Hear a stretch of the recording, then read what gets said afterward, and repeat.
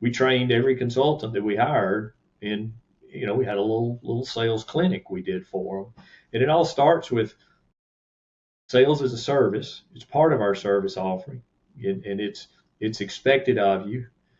And then, a lot of technical people kind of have an oh crap moment, like, oh, nobody told us about that. And then we go into, okay, but this is why it's okay. It's not whatever you think sales might have been. This is what it really is, right?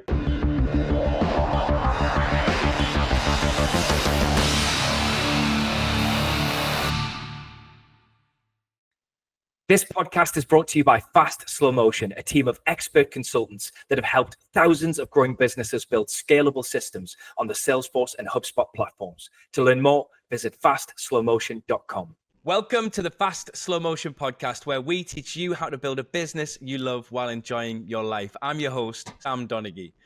Picture this: a consultant wraps up a successful project with a client, and during a routine conversation, they hear about another challenge that the client is facing, and they realize their firm has the perfect solution. But instead of pitching it, they hesitate. If you own or lead with any kind of service-based business, this scenario probably sounds familiar. And today, we're tackling why it's so important to train delivery teams to turn these moments into seamless internal sales opportunities, and how to do it without feeling pushy, awkward, or salesy. And there's no one better to guide us through this than today's guest, Barry Thomason. Barry is an exceptional sales advisor who works with founders and early stage growth companies, and he's made a significant impact in the fields of sales and marketing throughout his career.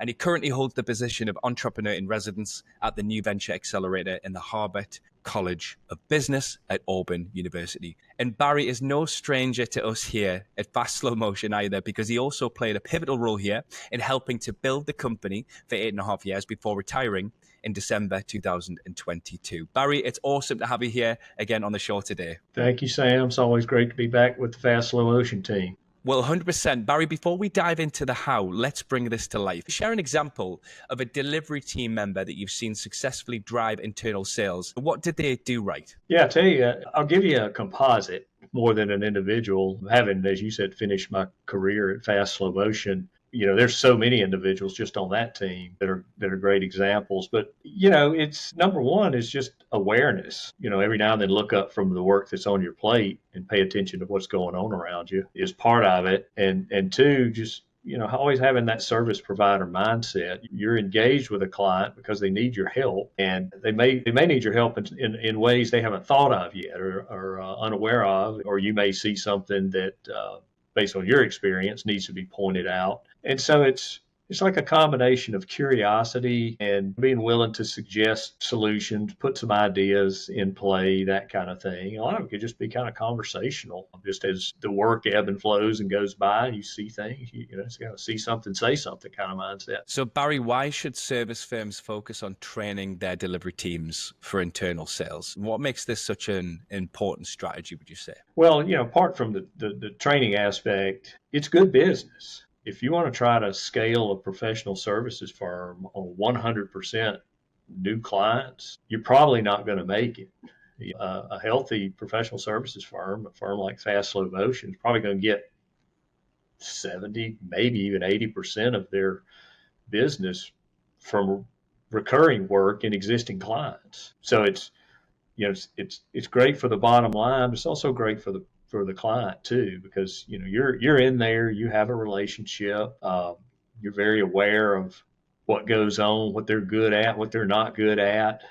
There's a lot of positives in that, and that helps keep the risk low. If I'm really versed in your environment, then I'm not having to guess at things when I write a statement of work. And people don't realize a lot of times, risk costs money, and services firms that are smart, they have to price for risk. And so we can, we're working with somebody on a job number 2, say, we're already at an advantage from a risk perspective. And so we price more efficiently. So you've mentioned before that internal sales is more of a craft than an art. Can you elaborate on that? What do you mean by that? Yeah, it's a funny thing, just it's just in general, right? People seem to think that sales is somewhere between a genetic trait and witchcraft. And, I've heard it many times, you probably have too. Somebody say, well, such and such person, they were born to sell.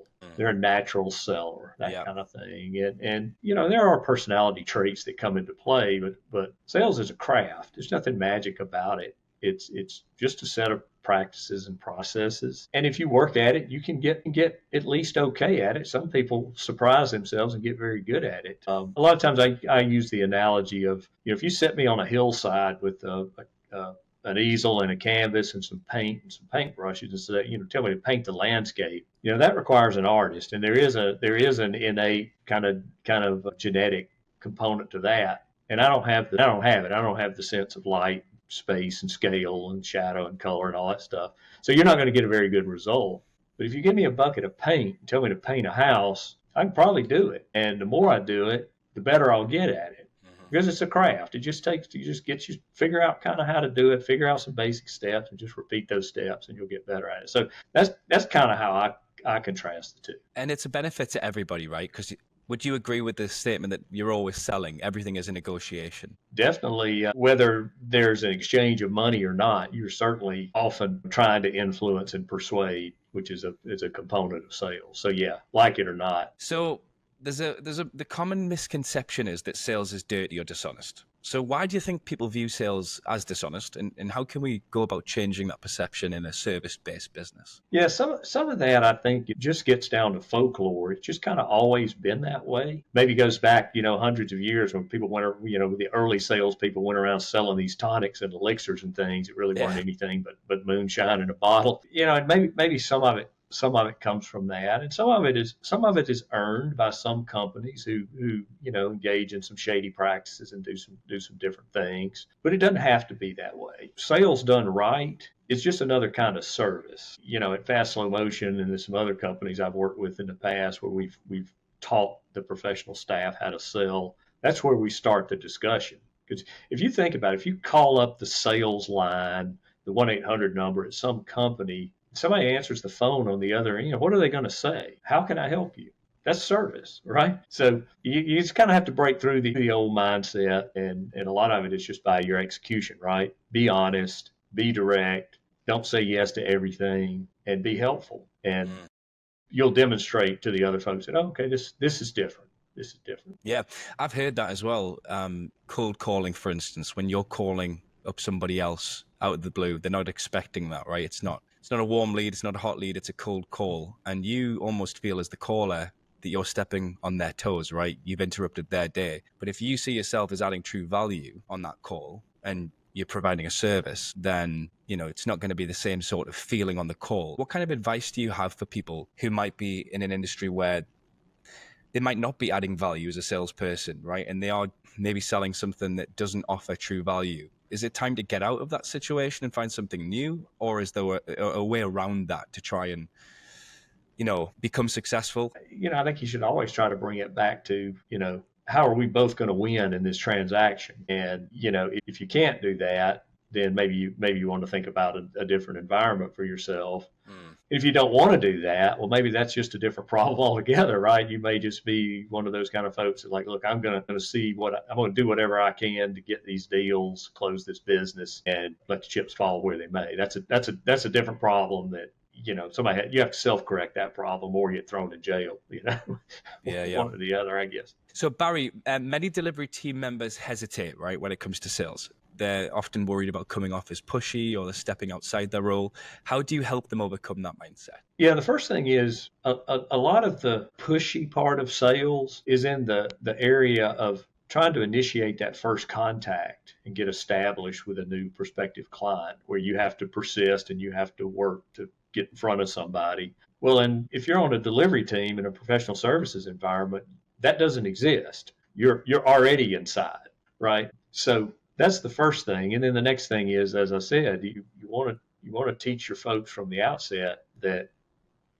when you're in sales mode, if you will, you're still a service provider. It's just a different kind of service. You just have to kind of intentionally help the team understand, as part of your training process, that this is part of what we do, and this is why we do it this way, and this is why it's okay. Is it we're gonna point out some things to our clients that we think are opportunities. We're going to, ask them, to let us pursue that a little bit with them in some cases. And in other cases, they may ask us to look at something and we may say, you know what, that's not a good idea.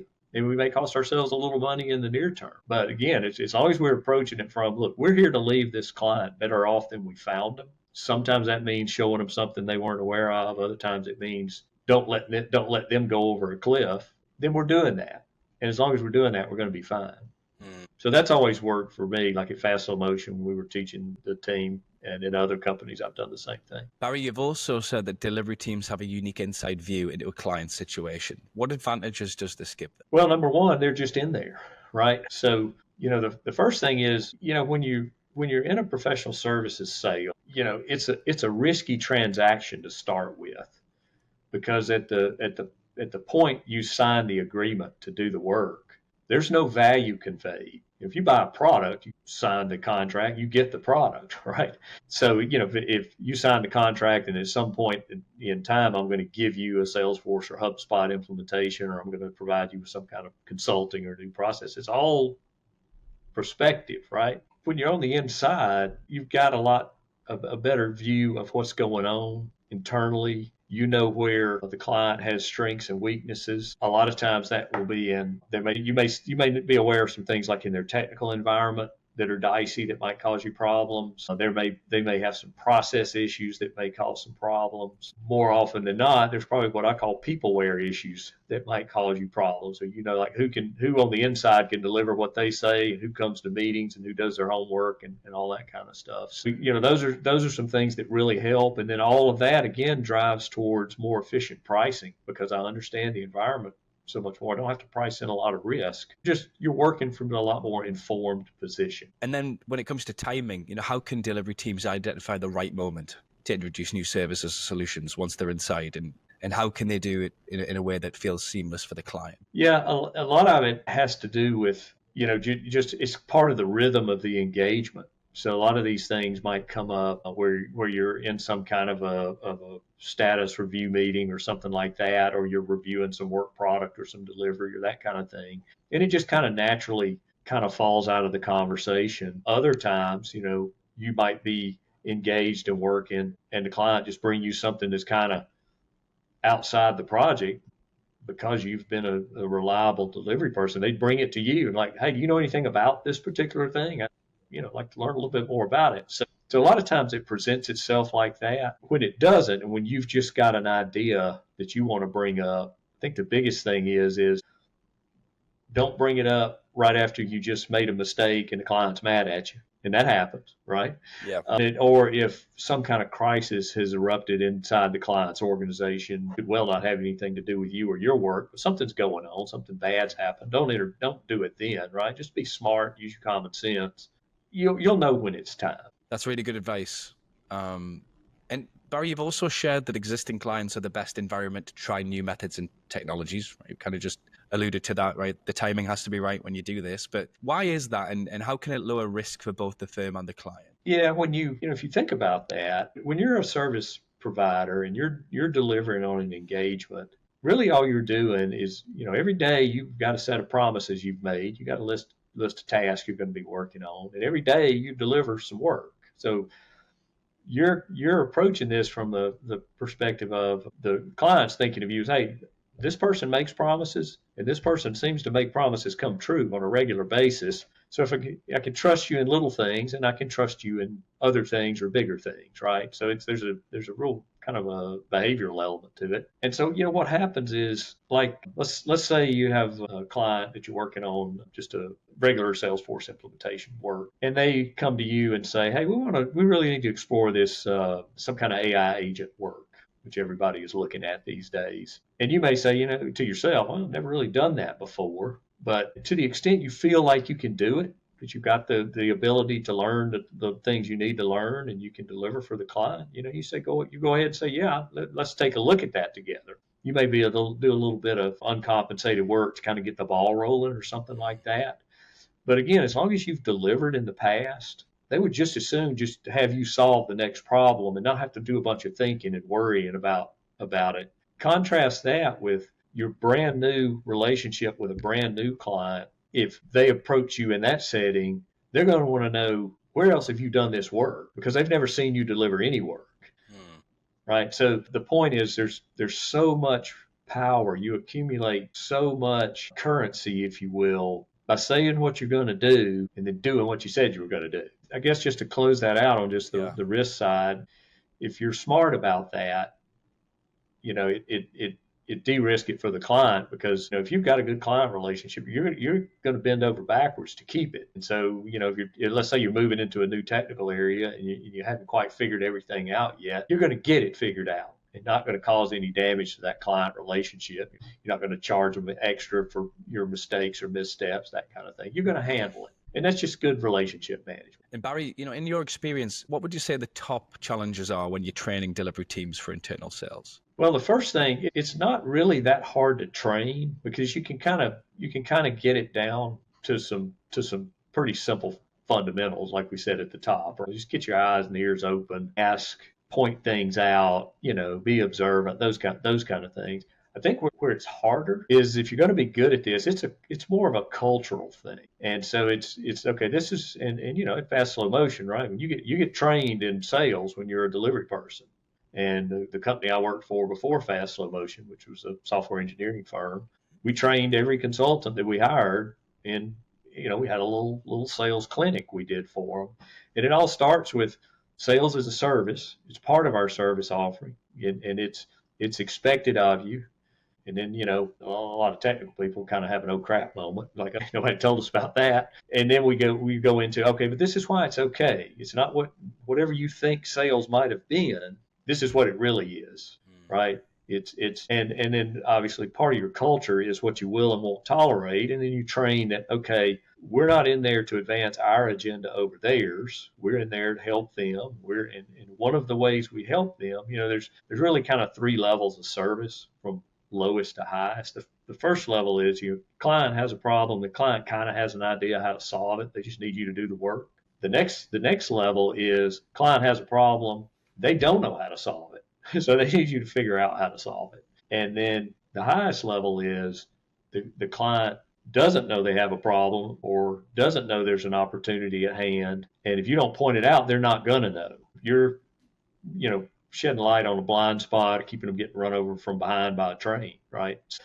And if you can teach your delivery teams those concepts, that this is what we're talking about, again, it's just a service you're providing. It's a little bit different kind. And then we're not trying to get away with anything. Then, it becomes okay. And I found, even with very technical people sometimes that can be very introverted, sometimes shy, can get quite good at it once they understand what it's all about, kind of get over the misconception. I can imagine technical folks being good at thinking through the solutions aspect of it and talking with clients about what the product or the service can do for them. I'd imagine maybe it gets a little bit more difficult for those folks when it comes to process and closing, things like that. Is that fair? Is there anything in that? I have encountered a lot of times where they think that that's a difficulty, and then it becomes a difficulty because they're afraid of it. But generally, again, if you're doing a good job, you have so much credibility. There's no magic to closing it. You just tell them how much it's going to cost, tell them when you're going to start, tell them how long it's going to take. And they go, okay, that's good. Or they'll come back and go, well, we can't start then, or we don't quite have that budget. Can you rethink it? Those kind of things. But what we always did at Fast Slow Motion, and what I've done at some other places is in those situations, like I had sometimes, particularly with newer people coming up through the ranks at Fast Slow, they might get so far as initial scope and fee, and then they may bring me back, the delivery team bring back and say, hey, will you write this up and make it look like something presentable? And in some cases, even would you review it with the client with me? You want to have a process where you can get them some help if they have a rough spot there. But again, I think they'll find, if they try it a little bit, they'll find out this notion of closing it's a non-event. If you're doing a good job on the front end of figuring out the solution and making a good offer, it's easy to close. So Barry, for service firms that are looking to implement this strategy, the one that you've spoke about today, what are some of the key steps that they can take to start integrating internal sales into their delivery teams? Yeah, again, the first thing is it starts with that cultural idea. It's got to be part of what the business does and believes in. The next thing is your service delivery better be buttoned up. And if you're not excellent at service delivery, you need to get excellent at it, because that's really the key, right? If you can't deliver on your promises, you're not going to get the next job. Those are the first two things, and those are, for a company like Fast Slow Motion, that's not a problem, right? That stuff's all been taken care of and proven long ago. So then from there, it just becomes figuring out what your process is going to be, and teaching the team, and again teaching the team about what we mean by sales, and getting them over those misconceptions. And again, at Fast Slow Motion and at some other places I've been, not lengthy trainings, but we have formal trainings where we got an hour, sales for the accidental seller, we sometimes call it, or for the non-sales person. You give them a couple of simple techniques, because a lot of this is very much common sense, and sometimes, as much as anything, it's more about just awareness. Hey, be looking and be listening, because the opportunities will come to you. Clients will bring stuff to you if you're delivering for them, because they don't want to fool with it. I love your approach. It's, you're simplifying this stuff, right? You're not overcomplicating it or overthinking it. You're trying to simplify it, which actually makes it less scary. Yeah, I mean, I was a regular old sales guy for almost 40 years, and, not to sell the profession short, but it's not rocket science. There's some basic stuff you need to do, and that's it. And you just do it over and over and over again, right? And so, it's really, particularly selling to an existing client is not hard. Again, as long as you're delivering, it's not a difficult thing to do. Another reason why you want to do it is a professional services firm, right? So it's a lot cheaper than a big sales force out there. It's a lot less risk. You have less work interruption for your teams, all those kind of things. So it's very good business. So before we wrap up, we always like to ask our guests if there's a piece of advice or a quote that's really inspired you